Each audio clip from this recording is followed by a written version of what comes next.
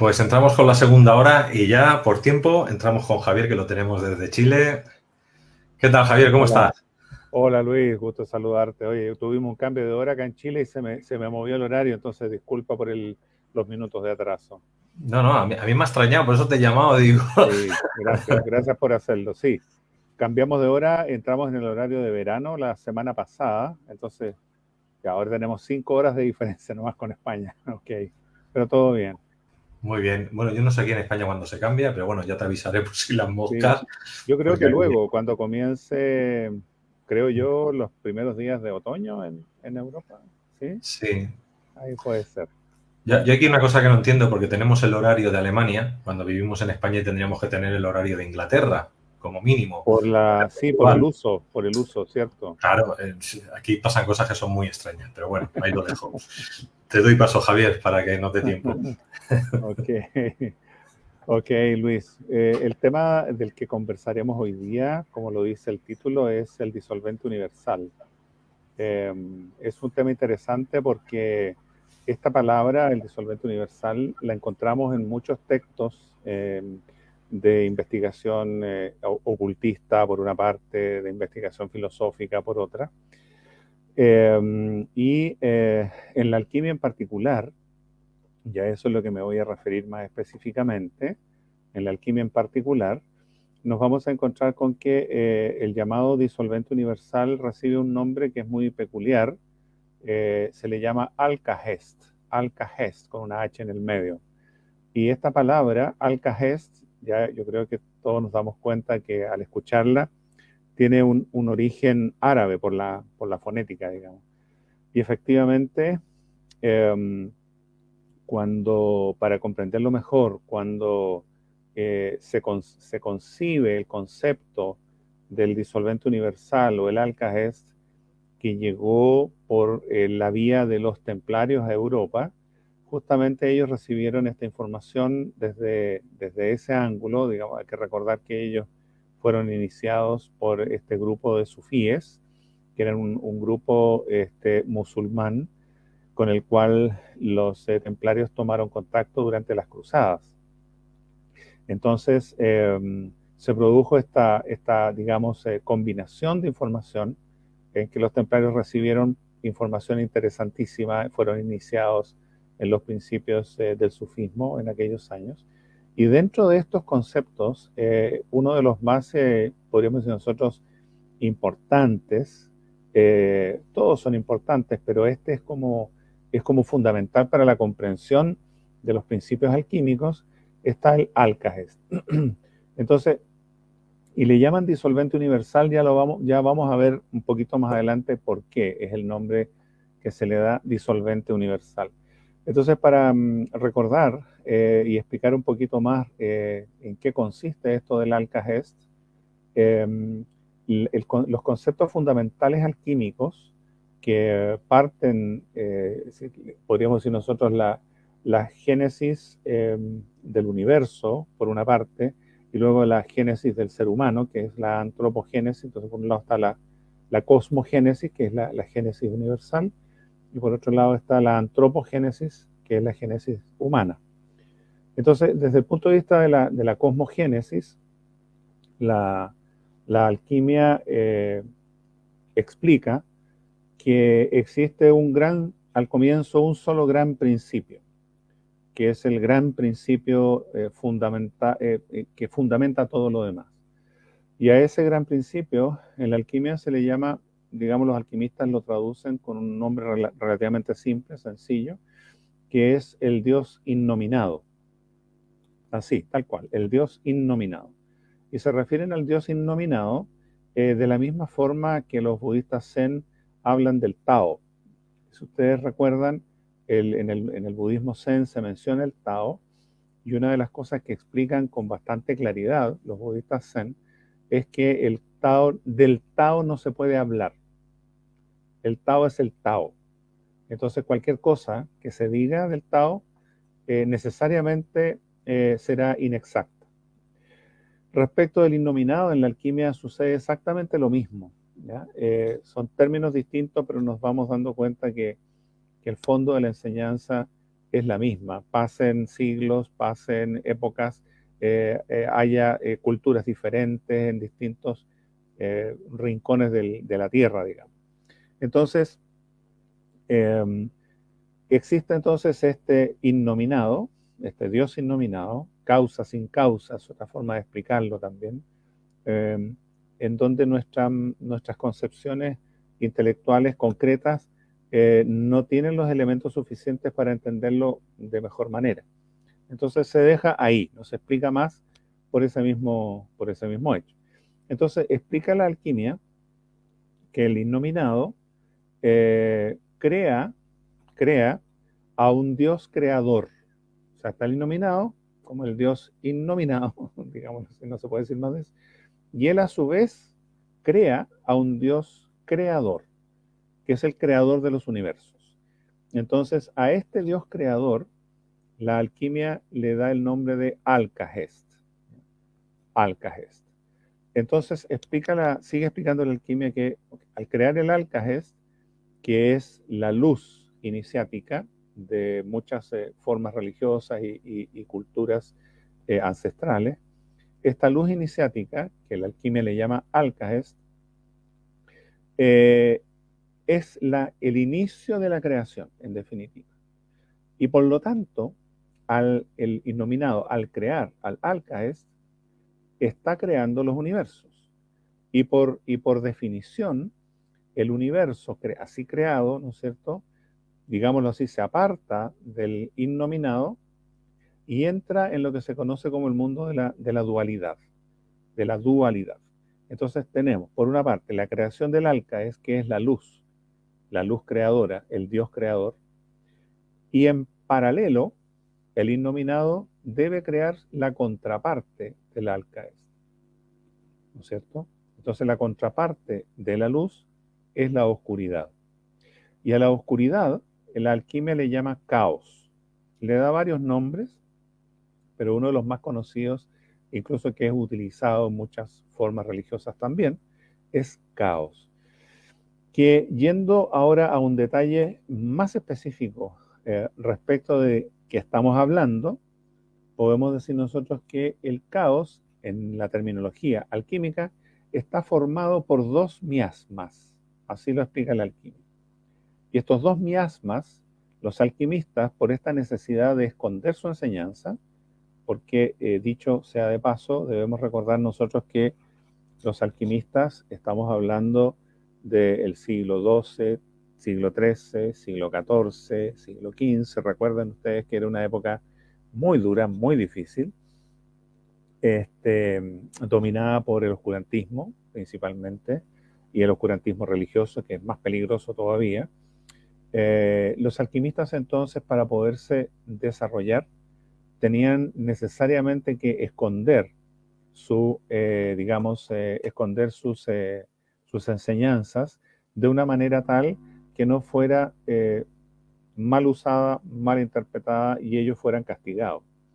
Acuérdense que en aquellos años pensar distinto de la religión oficial era penado con la muerte, ¿sí? Era realmente complicado en aquella época. Entonces los alquimistas se vieron en la obligación de velar sus conocimientos a través del uso de un lenguaje que fuera, digámoslo así, neutro, que dijera pero no dijera nada, en realidad, de manera de que no se le pudiese acusar de mayores cosas. Entonces, cuando los alquimistas se referían al caos, hablaban de que este caos o este mundo, ¿no es cierto?, concreto, material, que es el mundo de la oscuridad, que es el mundo atómico, llamémosle así, estaba formado por dos miasmas. Y a estos miasmas, los alquimistas le dieron el nombre de Sol y Luna. O sea, dentro del caos también existe una cierta dualidad, ¿ya? Bueno, ¿cuál es la idea de Sol y Luna dentro del caos? Que Sol, dicen los alquimistas, es la parte más dura, digámoslo así, del caos, y Luna es la parte, siendo dura también, es la parte menos dura. Entonces hablan de que el Sol es el aspecto metálico del caos y que la Luna es el aspecto mineral del caos. Hasta ahí llevamos, ¿no es cierto?, una explicación de cómo la alquimia explica este hecho, esta situación de lo que es el caos, ¿ya? Entonces, dicho lo anterior, tenemos, para recapitular, tenemos al Dios, digamos, al innominado, ¿no es cierto?, que creó al Dios creador y en simultáneo creó también su contraparte, que es el caos. Y este caos está formado de estos dos miasmas que son Sol y Luna, ¿ok? La parte metálica y la parte mineral. Entonces, sigue desarrollando la alquimia este concepto y dice que en un determinado momento el Dios innominado toma una decisión, digámoslo así, y esa decisión consiste en crear al ser humano, ¿ya? Y en este caso, entonces, aquí aparece este primer concepto de la creación del ser humano en la alquimia. Entonces, le da al Alcaest, o al Dios creador, ¿no es cierto?, le da la instrucción de crear al ser humano, ¿ya? Crearlo.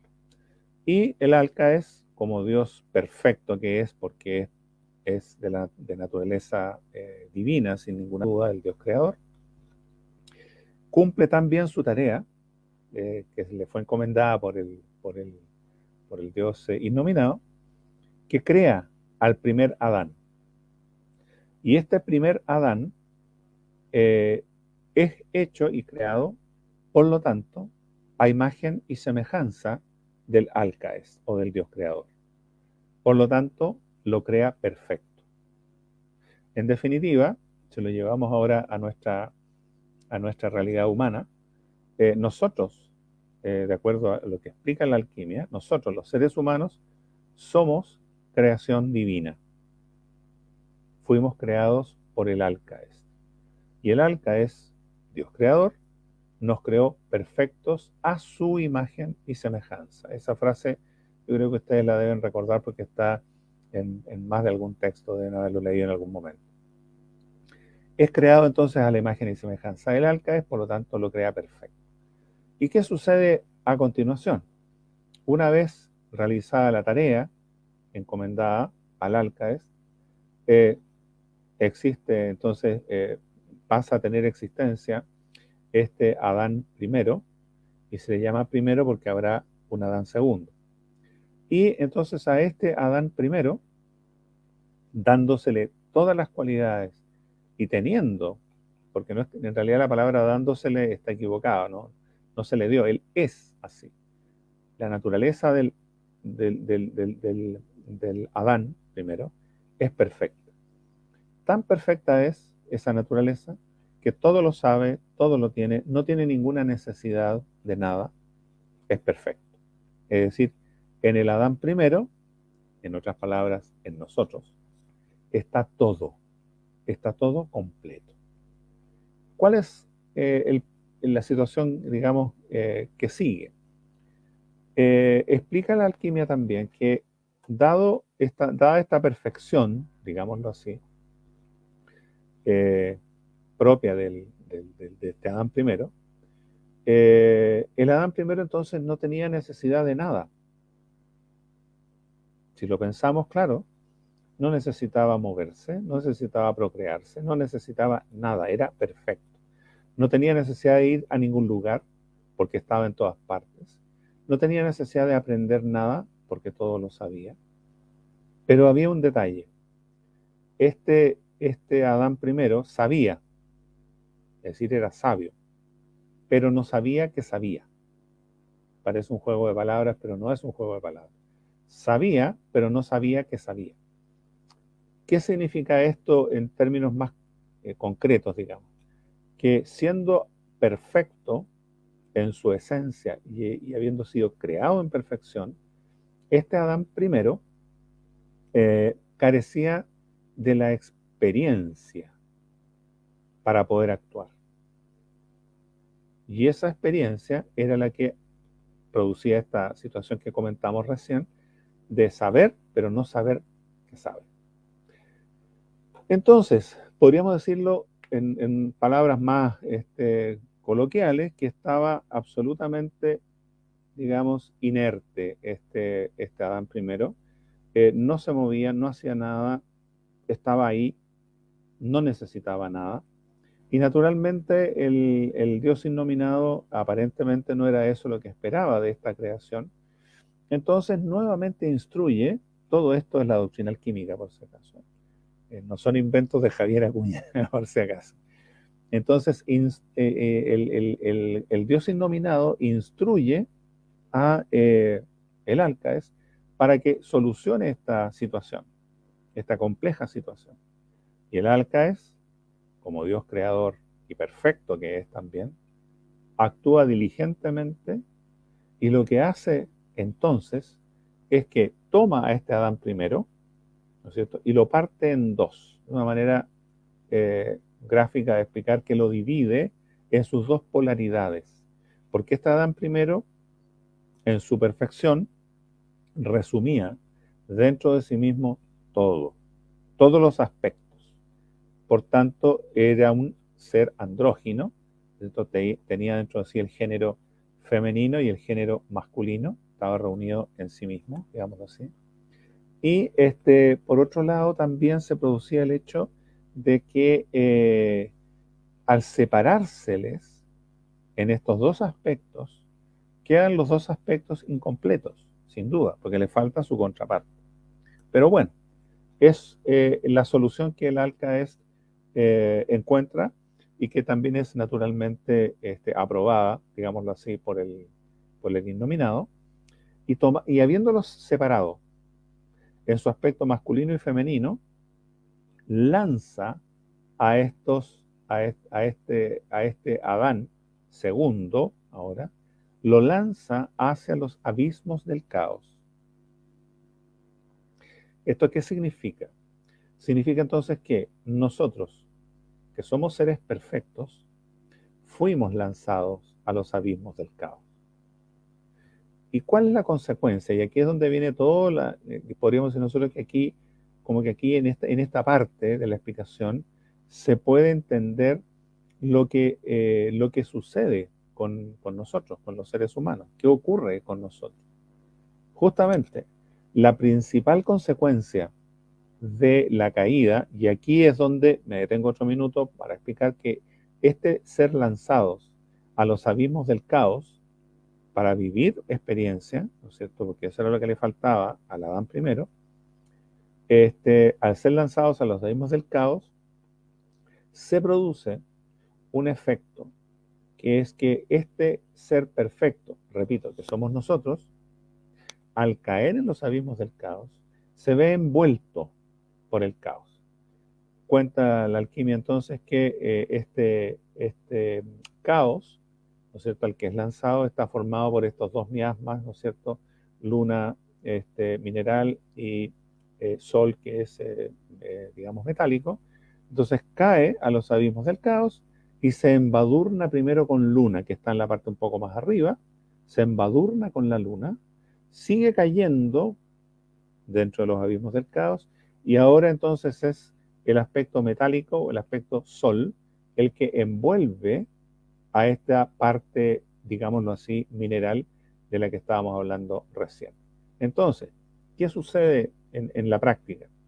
Sucede que nosotros los seres humanos, quedamos envueltos en una especie de cápsula, ¿ya?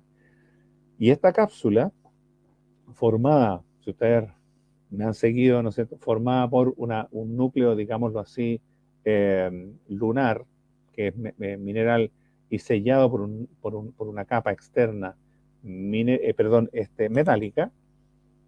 En el centro estamos nosotros, es decir, estamos prisioneros de la luna y el sol. En el lenguaje alquímico estamos prisioneros del caos. ¿Y cuál es la consecuencia principal que ocurre en nosotros con este hecho? La consecuencia principal es el olvido. Es decir, nosotros nos olvidamos de quiénes somos. Hasta ese momento sabíamos quiénes éramos, naturalmente, pero nos olvidamos. La gran caída o la expulsión del paraíso, que es también una manera de explicarla, que aparece naturalmente en la Biblia, aparece en todas las grandes religiones, aparece esta pérdida del paraíso.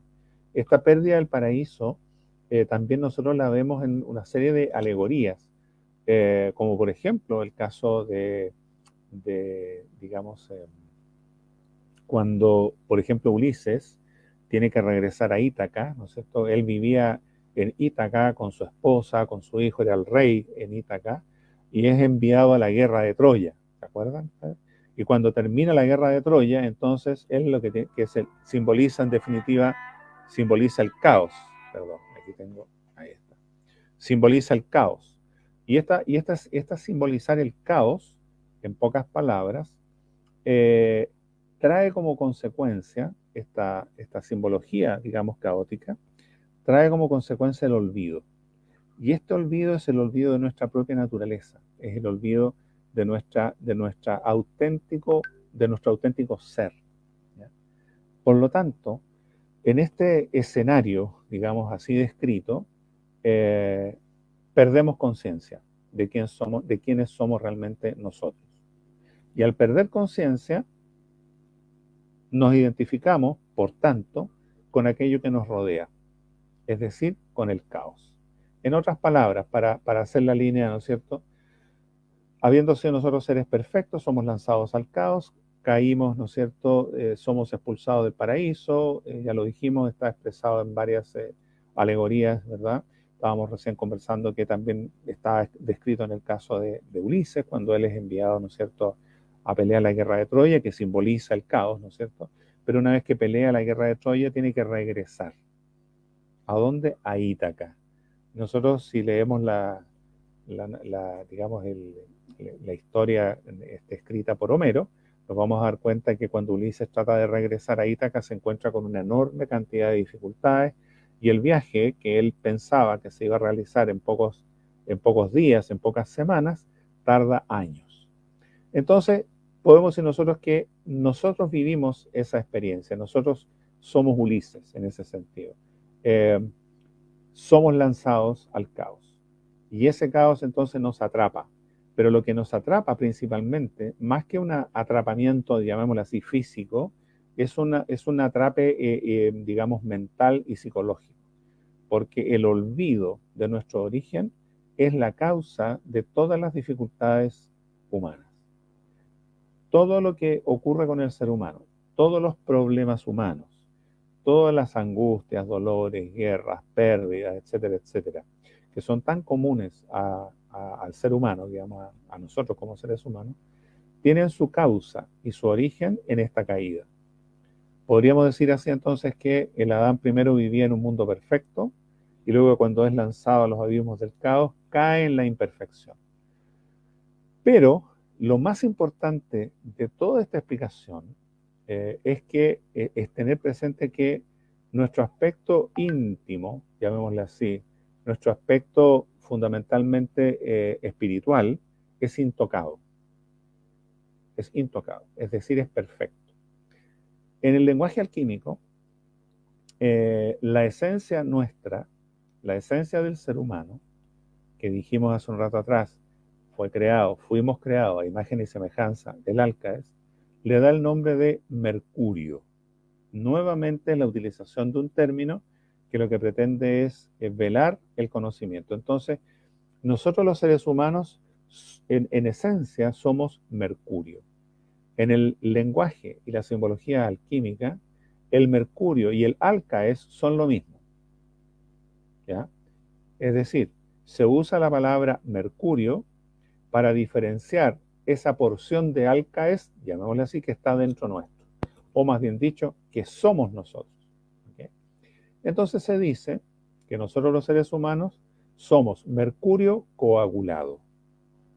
¿Qué significa este término? Significa que somos mercurio, es decir, somos seres perfectos, iguales a Dios, al Dios creador, pero estamos coagulados en la materia, sol y luna. Y al estar coagulados, en ese sentido, seguimos usando un lenguaje alquímico. Al estar coagulados, es decir, al estar prisioneros de sol y luna, dijimos recién, el principal efecto que se produce es el olvido y entonces nosotros los seres humanos olvidamos nuestro origen. No sabemos qué estamos haciendo acá. Y lo que tenemos a la vista, al alcance de nuestras manos y de nuestros sentidos, es el mundo material, el mundo concreto, el mundo del caos. Por lo tanto, se produce en nosotros una identificación, nuestra conciencia, que se ha olvidado de nuestro verdadero origen, se identifica con el caos. Y por lo tanto, creemos que nosotros somos mortales, porque en el caos está el mundo mortal, sin ninguna duda, el mundo que comienza y termina, el mundo perecedero, llamémoslo así. Y eso trae como consecuencia el que, olvidando nuestro origen y habiéndonos identificado con el caos y creyendo que nosotros somos caos, se produce como consecuencia, voy a citar las palabras de Siddhartha Gautama el Buda, se produce el dolor. El dolor es el principal, llamémosle así, sentimiento o emoción que sufrimos los seres humanos cuando hemos olvidado nuestro origen. El problema es que no sabemos cuál es la causa de ese dolor, y ese es el drama humano. El gran problema humano es que nosotros vivimos en el mundo del dolor, pero no sabemos por qué nos duele, no sabemos cómo salir de este dolor. Entonces la vida humana, así descrita en el mundo de la materia, ¿no es cierto?, que es una vida sumergida en el olvido y en el fondo es ignorancia, es otra manera de explicarlo, trae como consecuencia el dolor. Bueno, hasta ahí la explicación respecto de entonces qué es lo que ocurre en el escenario del olvido de nuestro verdadero origen, habiendo perdido ese paraíso terrenal, ¿verdad? Ese Edén en el cual estuvimos viviendo un tiempo, pero que tuvimos que, por estas razones ya descritas, venir a vivir al mundo del caos. Entonces, en esta parte, vuelve el disolvente universal, vuelve a tomar un rol muy importante. Y ese rol, muy importante, se refiere a que, si nosotros lo imaginamos, nosotros estamos, vamos a usarlo como gráficamente, nosotros estamos en la cúspide, digamos, antes de caer al mundo del caos. Somos lanzados al mundo del caos. Llegamos al fondo del caos y lo que viene ahora, porque no podemos caer más hondo, solamente es el regreso. O sea, se forma una especie de U. ¿Ya? Se forma la U y esta U es, en definitiva, la imagen que aparece también en varias alegorías, pero no vamos a verlo en este caso, de el derrotero del alma humana, o sea, el derrotero de nosotros mismos, que significa haber caído en los abismos del caos y luego tener que regresar al origen. Y el regreso al origen forma parte, es compulsivo, digámoslo así. No es necesariamente algo que nosotros podamos elegir. En verdad, si bien es cierto, nosotros los seres humanos poseemos libre albedrío, sin duda, nosotros podemos elegir lo que hacemos. No obstante, hay ciertas cosas que no están en nuestra voluntad ni en nuestra capacidad evitar, como por ejemplo el vivir en el mundo concreto de la materia. Este mundo concreto de la materia, el mundo del caos, y repito, al producirse en nosotros la identificación con este mundo caótico, genera, por lo tanto, dijimos delante, el dolor, pero ese dolor no es un castigo. Y esto lo quiero digamos, remarcar, porque en muchas ocasiones se dice que Adán y Eva, ¿se acuerdan?, fueron expulsados del paraíso, y fueron expulsados como un castigo, y parirás con dolor, le dice a la mujer, obtendrás el pan con el sudor de tu frente, le dice al hombre, y en definitiva queda la sensación de que es un castigo. ¿Por qué? Porque desobedecieron, ¿no es cierto?, según recordamos, un mandato que significaba que no podían comer del fruto del árbol del conocimiento del bien y del mal. Y ellos comieron de ese fruto. Es decir, el hombre, el ser humano, digámoslo así, come de este fruto y conoce, y ahí es donde está el punto, conoce o empieza a conocer este mundo de la dualidad, del bien y del mal, que en definitiva es el caos. Así dichas las cosas, vemos ahora cuál es el otro rol, porque tiene muchos roles el disolvente universal. La situación humana en este tema del dolor, ¿verdad? Implica que nosotros, los seres humanos que vivimos en el dolor, nos empezamos a cansar del dolor. Pero es que hay un pequeño detalle que no lo mencioné.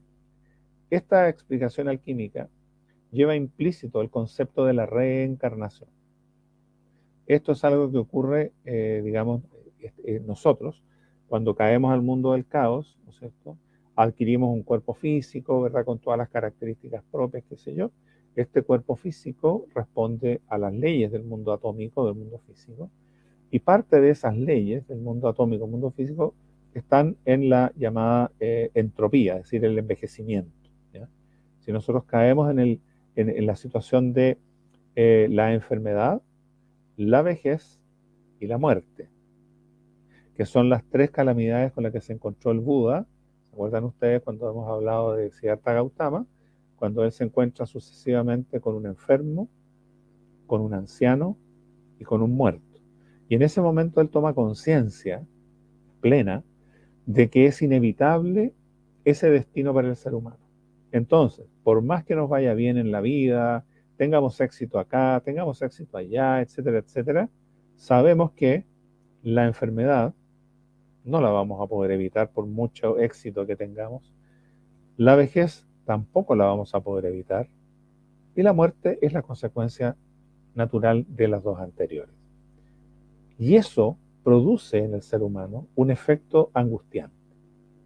Es decir, cuando Siddhartha Gautama explica las cuatro nobles verdades, que habla exactamente de lo que estamos conversando nosotros ahora, y él dice que la primera gran noble verdad es acerca del dolor. Fíjense ustedes la importancia que le da lo mismo que estamos conversando y lo mismo que dice la alquimia. Luego, la explicación dice la segunda noble verdad es acerca de la causa del dolor. La tercera noble verdad es acerca de la cesación del dolor. Y la cuarta noble verdad es acerca del camino, que es el noble octuple sendero, del camino para la cesación del dolor. Ahí se encuentra, de alguna forma, resumida toda la doctrina budista en este caso, y que en definitiva es universal, ¿ya? Es decir, la doctrina budista es universal, todas las doctrinas de origen iniciático son universales y no son contradictorias entre sí. Entonces, yo he querido usar estos ejemplos con el Buda porque ilustran lo que estamos conversando. Entonces, en la alquimia se enseña que nosotros, al haber caído, ¿no es cierto?, en la materia, caemos en estas tres calamidades, que son la enfermedad, la vejez y la muerte, durante este proceso, ¿no es cierto?, en el que estamos envueltos en la materia, envueltos en el caos. Entonces vamos pasando por distintas etapas. Muere el cuerpo, se libera por un rato, ¿no es cierto?, nuestro espíritu, nuestra alma, tiene que volver a encarnar necesariamente, porque es una especie de una suerte de descanso, vuelve a tomar otro cuerpo físico, volvemos a tomar un nuevo cuerpo físico y volvemos a vivir las experiencias, ¿verdad? Volvemos a envejecer, a, qué sé yo, a enfermarnos y a morirnos, y así sucesivamente durante miles de ocasiones. Se dice entonces que el ser humano, nosotros, hemos vivido miles de diferentes encarnaciones. Ahora, ¿cuál es el fenómeno que ocurre? Lo explica también la alquimia claramente. ¿Cuál es Apiano León de Valiente lo explica en el libro Las cuatro alas de Mercurio? Que nosotros los seres humanos llega un momento en el cual definitivamente nos cansamos. Es decir, tanto vivir en el mundo de la materia, tanto vivir en el mundo, este mundo discordante del caos, tanto estar equivocados. Porque como decía adelante, el dolor no es un castigo, es una consecuencia que no es lo mismo que el castigo. El castigo es como si alguien viene de afuera y nos condena, qué sé yo, al infierno, a los latigazos, a lo que fuera. Eso es un castigo. No. En el caso específico del dolor humano, es producto de la ignorancia. ¿Y qué significa esto? Significa que cuando nosotros, los seres humanos, actuamos en el mundo que nos rodea, tomamos decisiones, ¿no es cierto? Actuamos, hacemos una serie de acciones en este mundo. Pero estas acciones que hacemos en el mundo, en las relaciones con las demás personas, con nosotros mismos, etcétera, etcétera, en estas acciones, debido justamente a nuestra ignorancia, porque estamos en el mundo de la materia, estamos encarnados en el mundo material, debido a esto, nosotros vamos cometiendo errores. Porque no sabemos, porque ignoramos. Y la consecuencia del error es el dolor. Entonces, en definitiva, podríamos decirlo así, que el dolor que sufre el ser humano es producto de sus propias equivocaciones y decisiones erróneamente tomadas. Y aquí es donde entonces comienza la otra etapa del ser humano, que es que una vez que toma conciencia del ser humano, cuando nosotros nos damos cuenta de que ya no queremos más en este mundo de dolor, en este, qué sé yo, valle de lágrimas que es la vida, porque todo lo que amamos algún día va a desaparecer, todo lo que anhelamos algún día vamos a dejar de anhelarlo para anhelar otra cosa, etcétera. Este mundo es un mundo complicado para los seres humanos. Entonces llega un instante en que nuestra conciencia dice, basta, no quiero más, ya no creo más en todo esto, no creo más me han vendido el humo durante muchas encarnaciones, ya no quiero comprar más esa falsedad. Entonces se produce en el ser humano, en cada uno de nosotros, un pequeño cambio. Y ese cambio es una decisión que nosotros los seres humanos tomamos. Y esa decisión consiste en que nosotros queremos dejar de lado el dolor. Es la primera gran decisión. No sabemos cómo, no tenemos claridad. La única claridad que tenemos es que si seguimos haciendo las mismas cosas que hemos estado haciendo por encarnaciones tras encarnaciones tras encarnaciones, la consecuencia será el dolor. Es decir, el dolor no va a cesar mientras nosotros continuemos actuando de la manera que hemos estado actuando. Eso es en definitiva el concepto esencial de esto. Pero eso es un acto de conciencia. Nadie nos puede obligar a ello. Es un acto individual, absolutamente individual. Son decisiones que tomamos los seres humanos desde el fondo de nuestro corazón. Entonces, esta decisión inicial de dejar este mundo del dolor, porque ya intuimos nosotros, porque no necesitamos ser muy filósofos para darnos cuenta, que las acciones erradas son las que nos han llevado a este mundo de dolor. Por tanto, este paso consciente, este paso voluntario de dejar de sufrir, de dejar de vivir en este mundo del dolor, es el primer paso, explica la alquimia, para alcanzar la iluminación que la alquimia provee. Entonces en la alquimia se habla de distintas piedras. ¿Ya? Está la piedra bruta. La piedra bruta es un símbolo que se usa también en la masonería, inclusive. La piedra bruta es aquella piedra tosca, ¿no es cierto?, que simboliza al hombre bruto, es decir, el hombre ignorante, tosco, ¿verdad?, torpe, guiado principalmente por la codicia, guiado por el egoísmo, etc. Todos los adjetivos negativos podemos atribuírselos a la piedra bruta. Siendo nosotros entonces hombres o seres humanos piedra bruta, llega un momento en que ya queremos dejar de serlo. Y ese paso, desde el punto de vista alquímico, es clave. Porque cuando nosotros tomamos esa decisión de dejar de vivir en el mundo de la materia, siendo todavía nosotros esencialmente piedra bruta, es decir, conservando prácticamente todos los defectos de la piedra bruta, se habla ahí en alquimia entonces a partir de esa decisión, de esa toma de conciencia, porque no es una decisión de carácter simplemente intelectual, es una toma de conciencia, cuando yo decido que ya no quiero hacer más esto. Entonces, dice la alquimia que esa piedra bruta ahora, por esa simple decisión, se transforma en la piedra de los filósofos. Ese es el nombre que ustedes van a encontrar en los textos alquímicos. La piedra de los filósofos es la piedra bruta del hombre profano, digámoslo así, pero que ya no es tan profano porque ahora tomó la decisión de trabajar esa piedra bruta. Entonces a esa piedra bruta ahora se le cambia el nombre por la denominación por piedra de los filósofos. Los antiguos alquimistas se llamaban a sí mismos filósofos. Entonces también podríamos decir que esta es la piedra de los alquimistas. Repito, sigue siendo una piedra bruta, pero hay una decisión consciente por trabajar esa piedra bruta y evitar que siga siendo piedra bruta. Entonces, el siguiente paso, y aquí es donde interviene el disolvente universal, consiste en pasar de piedra bruta a piedra cúbica o piedra filosofal. Entonces, el tránsito entre la piedra de los alquimistas o la piedra de los filósofos a la piedra filosofal es todo el trayecto que la alquimia enseña para la liberación del hombre. El camino alquímico es un camino de liberación. Es un camino que libera a quien practica la alquimia, lo libera de las cadenas de la reencarnación, de las cadenas del dolor, de la enfermedad, de la muerte. ¿Cómo lo hace?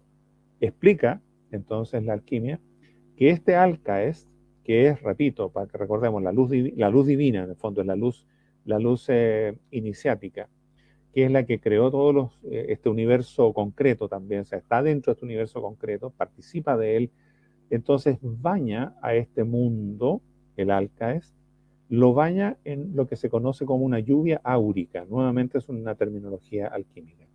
La lluvia áurica es esta digamos, lluvia tenue de alcaes que cae sobre todo lo que está sobre la tierra, sobre las personas, sobre las cosas, sobre los animales, sobre los vegetales, sobre todo, sobre los árboles, sobre las ciudades, etc. Entonces, esta lluvia áurica es la energía de vida que permite que exista el mundo, en este caso.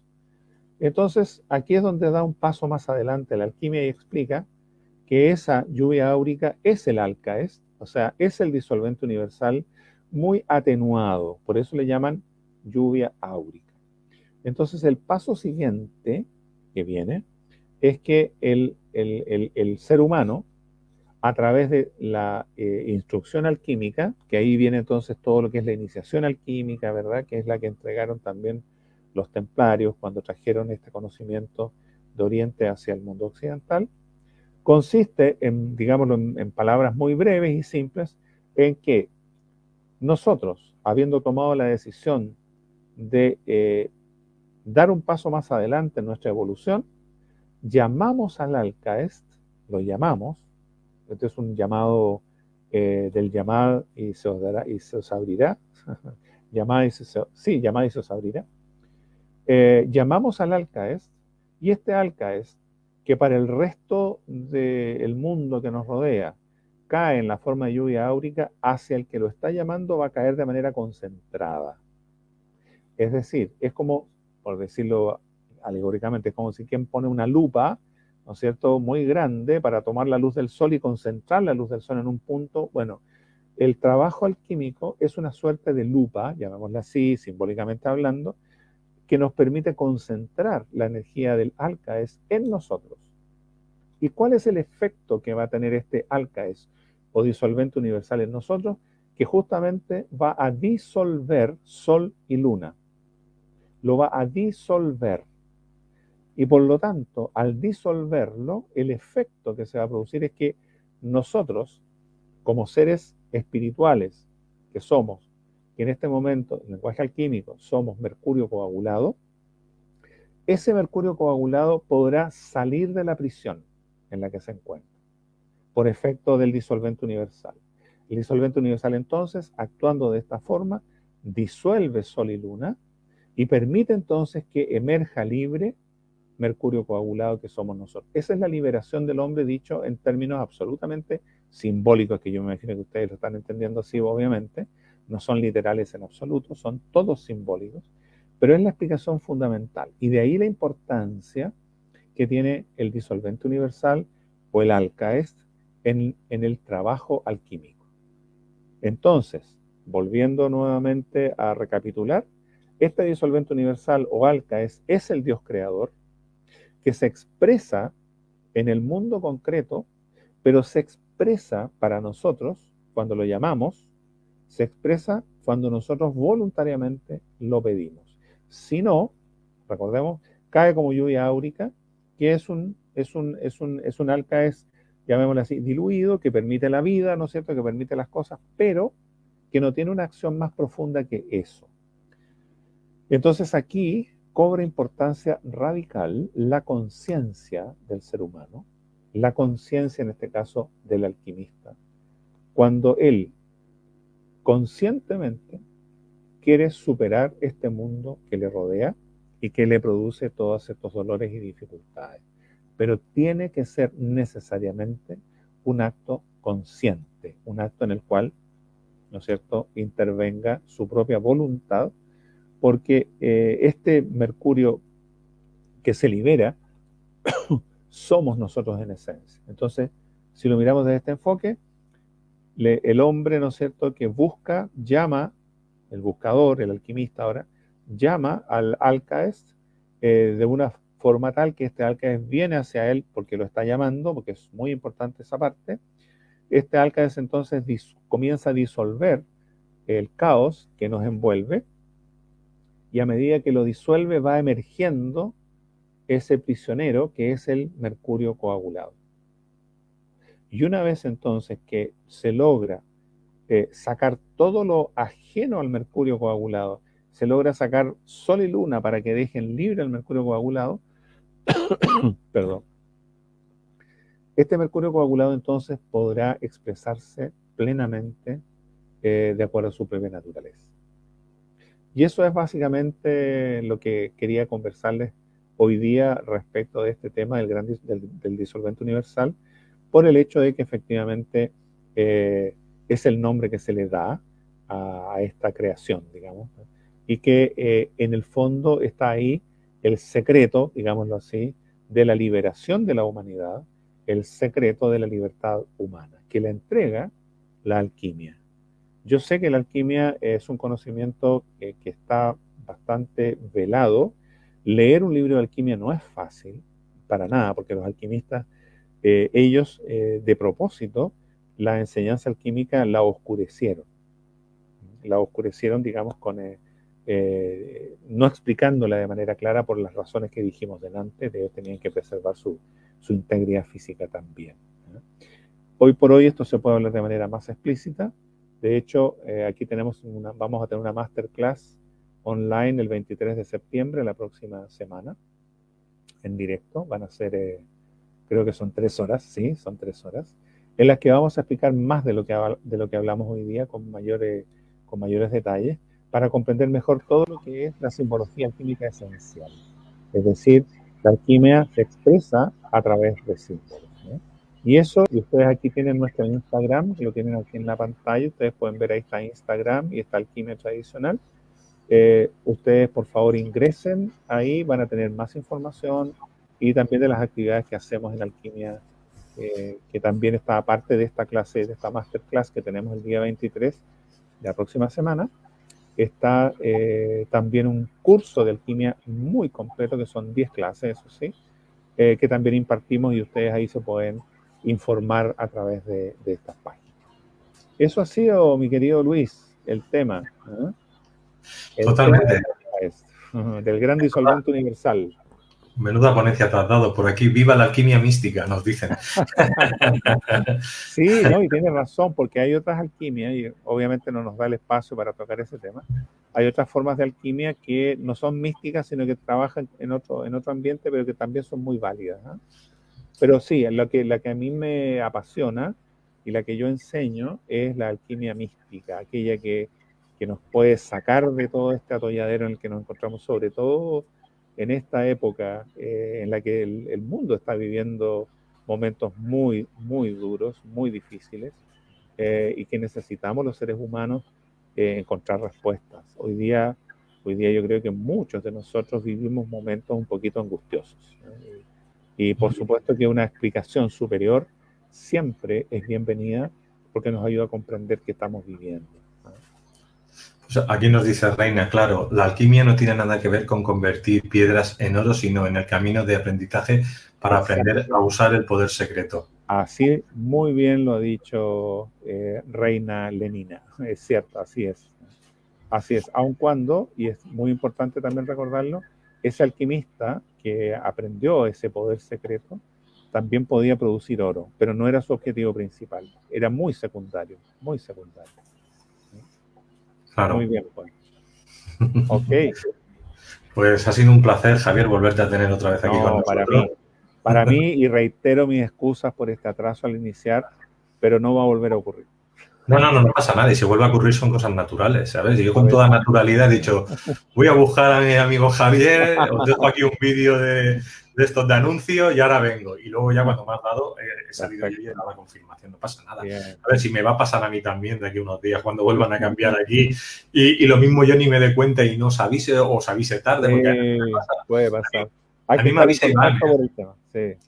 A mí es el Iván que me pone un WhatsApp y me dice, oye, recuérdale a tus ponentes que cambia la hora en España. Y a lo mejor me lo dice el viernes y, claro, y es el sábado, ¿sabes? Y yo lo veo el domingo y digo, uy. Claro.